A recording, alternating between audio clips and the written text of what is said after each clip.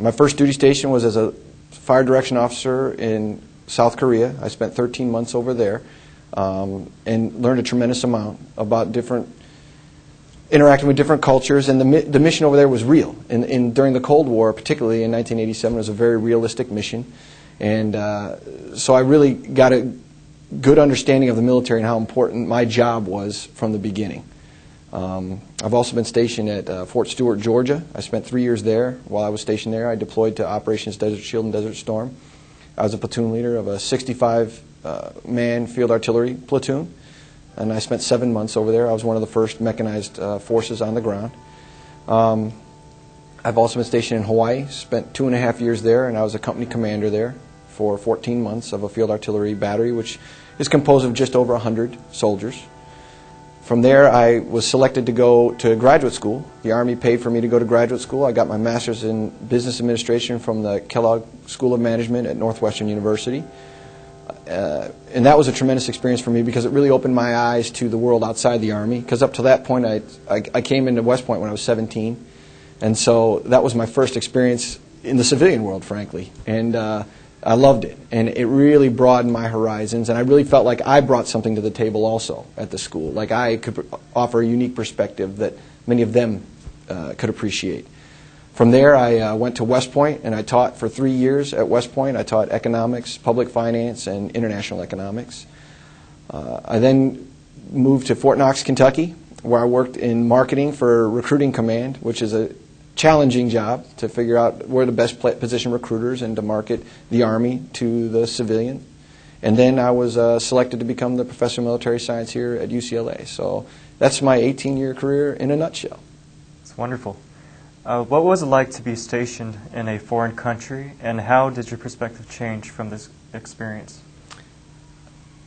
When I went to West Point, I had never traveled out far. I grew up in Chicago. The farthest I'd been from Chicago was Iowa and Wisconsin, which are the two adjacent states. And so going to Korea was a life-altering experience for me because you saw a whole different culture and you learned to appreciate a whole different culture. And I took advantage of that. I made friends with several Korean nationals who spoke very little English, but we learned. And I took the time to try to learn the language a little bit, so at least I could say hello and thank you and the basics, as opposed to making them try to understand me. And it's just such a realistic mission when you're over there looking across the demilitarized zone into North Korea, and you realize that the incredible poverty in that country, and you realize the importance of your mission in protecting the freedom that they have in South Korea. And then my second overseas tour, obviously, I spent quite a bit of time in Saudi Arabia, but there I didn't have as much interaction with the population. It was more I was out in the desert preparing for the possible war with Iraq.